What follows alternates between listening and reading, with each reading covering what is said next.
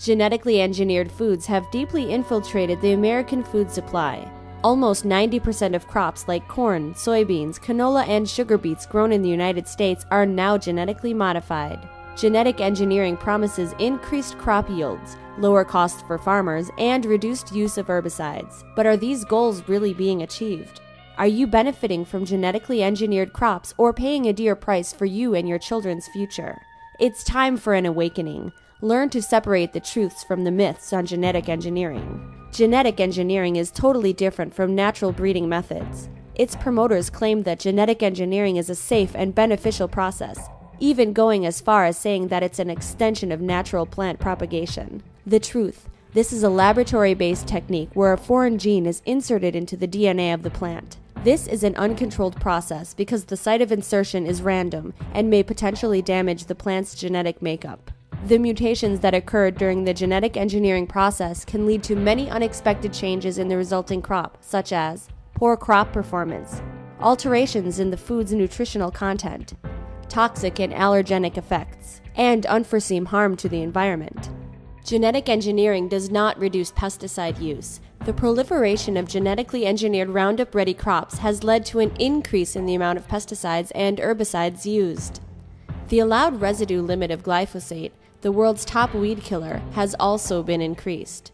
Monsanto promotes Roundup, its glyphosate-based pesticide, as safe and having low toxicity, but these claims are based on outdated and questionable studies. Monsanto Agriculture France was even charged with false advertising after claiming that Roundup is biodegradable and leaves the soil clean after use. Roundup is not biodegradable. In fact, Roundup's glyphosate is classified by the European Union to be dangerous for the environment. Nature always adapts, paving the way for glyphosate-resistant superweeds.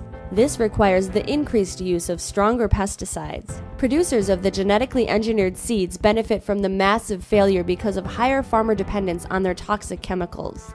Genetic engineering does not increase crop yield potential. Genetically engineered crops do not increase intrinsic yield and actually have the opposite effect.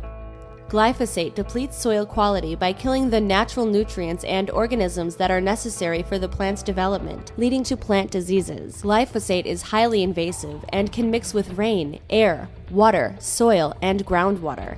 Genetic engineering creates serious environmental problems. Increased pesticide and herbicide use affects wildlife and the non-pest insect population.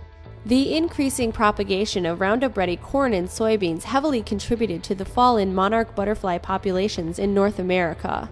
Pesticides affect the health of both GMO and non-GMO plants and can potentially kill them. Studies reveal that glyphosate leads to increased rates of sudden death syndrome, SDS, a plant disease that causes plants to turn yellow and die. Genetic engineering does not help solve climate change. Genetic engineering is justified as a climate change solution, when in reality it does nothing to solve the growing global problem. Tolerance to extreme weather conditions is too complicated to be inserted into plants through genetic engineering. Genetically engineered crops are as energy hungry as any other chemically farmed crops. GM crops consume massive amounts of energy because they are largely dependent on herbicides, which use fossil fuels during manufacture.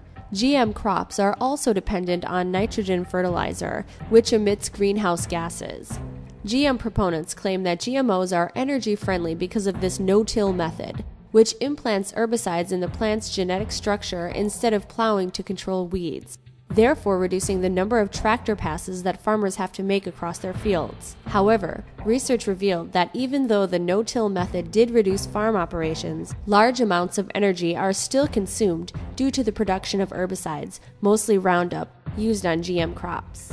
Genetic engineering will not help eliminate world hunger. Genetic engineering does not protect the security of our food supply and solve the problem of world hunger. For the record, there are no genetically engineered crops available that increase intrinsic yield. World hunger is actually an issue of allocation of resources. Food security can be addressed by natural breeding methods, which give birth to efficient supercrops like flood-tolerant rice, drought-tolerant maize, and pest-resistant chickpeas. There are no conclusive safety studies on GMOs. Most regulatory assessments on GMOs are only based on the data provided by biotech companies applying to commercialize GM crops, the same companies that profit from the positive assessment.